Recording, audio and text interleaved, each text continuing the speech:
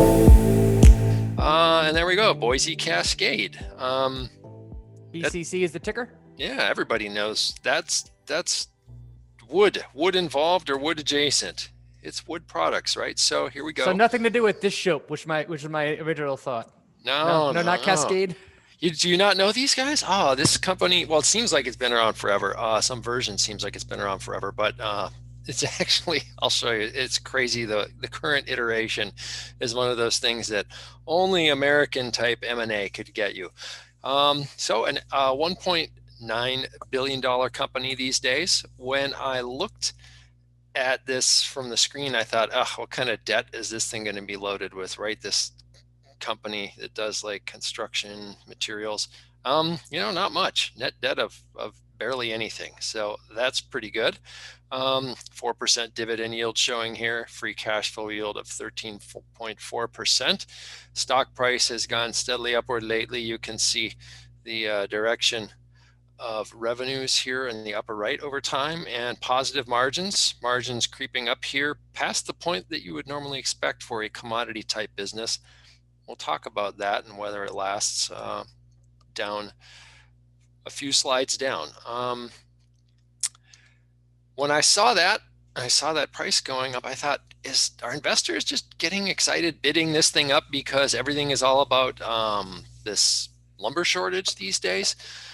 But you know what? The price isn't crazy, not even compared to its historical self. You can see, their earnings are running pretty high these days, but they're trading at 10 times that earnings figure, instead of the 15 to 20 range they sometimes come in. Sales multiple here is, if you look at the scale here, you can see that these aren't big moves. We're still in the 0.4 times sales range. If we're looking at one of those newly IPO'd or SPAC'd companies, this would be infinity over here for some of these. Because if you follow the lumber news at all, and maybe you don't, but if you are scrolling business pages, you will have noticed that lumber prices have been tight for a while. So what does Boise Cascade do? Well, if you don't know by now, it's lumber, wood products. They're one of the largest producers of engineered wood products and plywood in North America, which is something like a quarter of their business or so, and a leading U.S. wholesale distributor of building products, including their own, which is the rest of the business. So they sell that stuff to other people who sell that stuff to contractors and even to people like you and me. The two reportable segments, I've got some highlighting here, operate with a high degree of vertical integration. Its own building materials distribution segment, the BMD, is the largest customer of its own wood products segment. So there you go. It makes stuff like oriented strand board and so forth. They make that stuff as well as engineered trusses. I'll show you in a minute. And then the distribution business sells all that kind of stuff that you would see at a home center or a contractor center, which is basically kind of like the lumber yard with a tiny showroom if you haven't been to one. Siding, composite decking, metal products, insulation, roofing, all that stuff, from a vendor base of approximately 1,000 third-party suppliers. Products are used, you can see here, and you can guess, housing, remodeling, light industrial and commercial, and then sold into home improvement centers, right? This is kind of the gist of the engineered wood products segment. If you can see here, these all joists or these BCI joists, which are more fireproof. No, those are the ones up here. And if you are still seeing behind me, you can see the joists that are old school from my crappy 1960s house. And these are just 2x12s or so. And they suck. These newer engineered joists are much better because they are deeper, they're lighter, they don't twist as much. And if you know anything about stiffness over length with things like joists or tubes, and I know a little bit about it because I build bicycles, it's the vertical dimension of this thing that matters, right? So you can see here, one of the weaknesses of old school wood for this purpose, these aren't as deep as they should be or should have been, and they actually were way too bouncy. So you can see here that at some point in the past, somebody like me reinforced them with steel strapping on the bottom, because when you step on these things, they go like this, the floor goes like that. So I reinforced them so the floor would no longer be something like a trampoline. These engineered wood products do a much better job than traditional lumber of taking care of those challenges, and they are easier on resources, being built of scrap wood and so forth. So in addition to selling those kind of contractor specific products, they sell the kind of stuff you'd see, at a Menards, which is this, or at a Home Depot, right? How do they do? Well, you can see here the past few years up through the December of 2019 full year results. They are due to report actually the most recent full year results in a couple of weeks, so we don't have the full year yet. We'll go through a little bit of the latest quarter, but you can see here that we're talking about a sales figure of somewhere in the neighborhood of $5 billion. Down here, the blue, which is reaching downward, so it's negative, that is the intercompany exclusions from selling engineered wood products into the building materials products division. So you can, the bigger portion of sales is building materials, and then the smaller portion is the specific wood products. You can also get an idea about the margins of those respective divisions by taking a look here.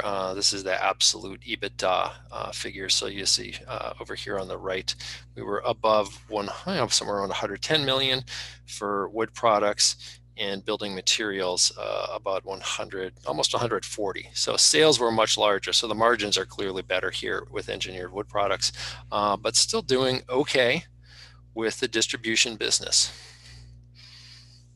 This is a map showing the reach of the company, and so they're all over the US. The red stars are the wholesale distribution centers, right? And then the headquarters over here in Idaho. And then there are various manufacturing facilities. You see the yellow and orange squares. So you've got kind of a lot of them in Louisiana, which surprises me. I'm not surprised to see them in North and South Carolina. If you know anything about Carolina pine, or out here in the Pacific Northwest, where lumber was also traditionally harvested for home building. Nothing in northern Minnesota, where I'm from. They actually cut down all the pine trees by the early 1900s. The entire north of Minnesota was pretty much stripped, and that's where I grew up. I'm not saying Boise Cascade did it. I'm saying lumber companies did. They do better than that now. So how's it going these days? Q3 2020 sales were up 25%, which is a pretty big figure. Good thing I have headphones on. The dog is right above me, getting very excited, running around. Net income was up to 103 million versus 27 million the prior year, so about 4x. Wood products segment income up to 66 million from the prior year quarter of 15, so another about 4x number. And building materials division segment income 108 versus 38, not quite 4x, but you get the idea.